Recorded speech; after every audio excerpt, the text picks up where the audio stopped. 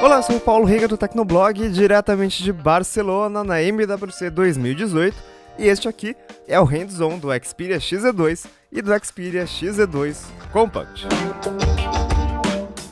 Demorou, mas a Sony finalmente veio com um design novo de verdade em seus smartphones. O Xperia XZ2 e o Xperia XZ2 Compact possuem traseira com lateral curvada para melhorar a ergonomia, uma tela com proporção 18:9 que domina a parte frontal e um ponto muito controverso: o leitor de impressões digitais sumiu da lateral e foi parar na traseira.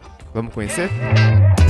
O Xperia XZ2 tem menos bordas que os antecessores, mas a moldura ainda possui um tamanho suficiente para colocar a marca da Sony embaixo da tela.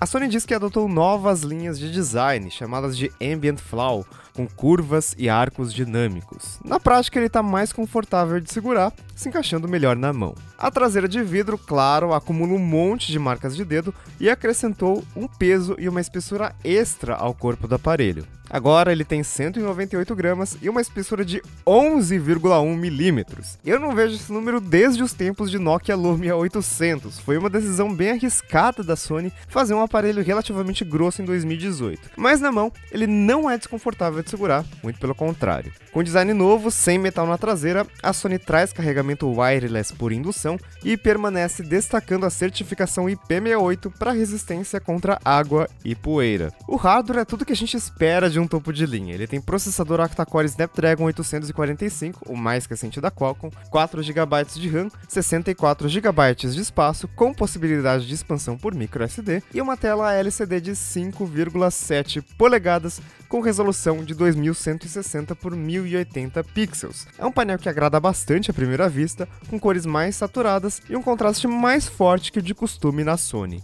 Uma coisa que eu realmente não gostei foi o novo posicionamento do leitor de impressões digitais. A Sony era uma das poucas empresas que colocava o leitor biométrico na lateral. Para mim, esse era o melhor local possível, porque fica sempre acessível tanto para quem costuma manter o celular no bolso, quanto para quem deixa o smartphone sempre em cima da mesa. Oficialmente, a Sony diz que colocou o leitor de impressões na traseira do Xperia XZ2 porque não tem mais espaço na lateral. O aparelho é espesso, mas ele tem cantos mais pontudos, né? Sendo verdade ou não, isso acabou trazendo um efeito colateral nos Estados Unidos, muito positivo por sinal, já que a empresa sempre removia o leitor biométrico dos topos de linha por uma questão de patente da localização lateral. Agora, como ele não está mais na lateral, os americanos terão esse recurso. No Xperia XZ2, a Sony tenta apostar as fichas no fator imersão. Tanto é assim que ele traz um recurso de vibração dinâmica que basicamente faz o aparelho vibrar de acordo com o som do conteúdo que está sendo exibido na tela. Então, quando tiver uma cena de muita ação em um filme, você consegue sentir a emoção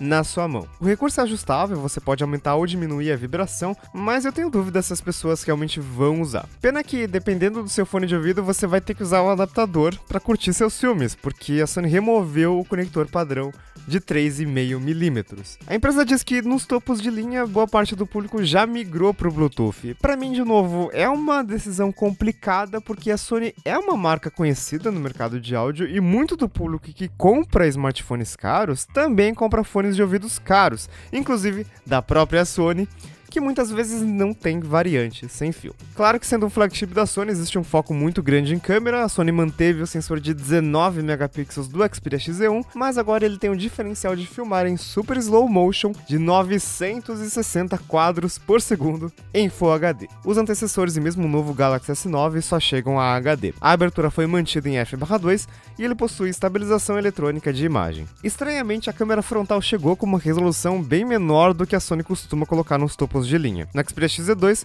nós temos um sensor de 5 megapixels e uma lente com abertura f/2,2. Nos meus testes rápidos, até que a definição das selfies ficou decente, mas parece que realmente faltou alguma coisa. Isso certamente não é o melhor que a empresa pode fazer. Eu gosto muito dos modelos Compact, que não são lançados no Brasil há muito tempo. O último foi o Xperia Z3 Compact em 2014, que era um aparelho que encaixava muito bem na mão em um momento em que todas as fabricantes já estavam apostando em telas gigantes acima de 5 polegadas nos smartphones mais caros. As duas opções de aparelhos com hardware poderoso e tela pequena estavam na Apple e na Sony. Só. A tela do Xperia XZ2 Compact cresceu para 5 polegadas, contra os displays de 4,6 dos anteriores, mas agora nós temos uma proporção 18:9 e uma resolução Full HD de 2160 por 1080 pixels.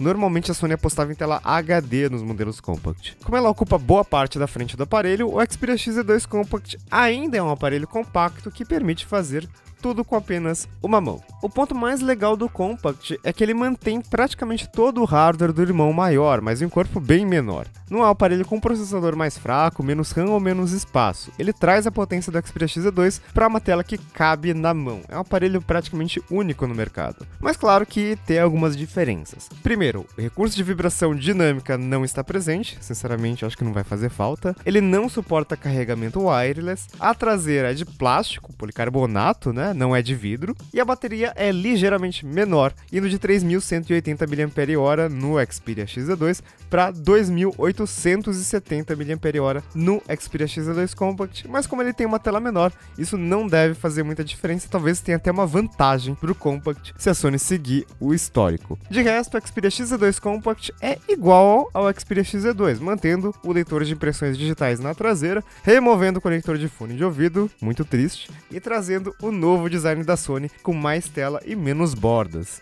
Infelizmente a Sony não costuma trazer seus modelos compactos ao Brasil porque eles têm hardware caro, mas eles não chamam a atenção na prateleira da loja por serem pequenos demais. Aos olhos do consumidor comum são como se fossem aparelhos de entrada que custam muito caro. É um produto extremamente nichado e difícil de vender no Brasil. Por isso eu não teria muitas esperanças em vê-los no mercado brasileiro. Tanto a Xperia XZ2 quanto a Xperia XZ2 Compact não tiveram os preços divulgados, nem no mercado brasileiro e nem globalmente, mas é seguro afirmar que eles terão valores próximos aos topos de linha dos concorrentes, na faixa dos $700 ou R$4.000. No mundo eles começam a ser vendidos em março e a Sony ultimamente tem sido bem rápida para levar seus produtos ao Brasil.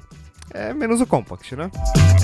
Muito bem, essas foram as primeiras impressões do Xperia XZ2 e do XZ2 Compact, os primeiros novos designs da Sony em anos.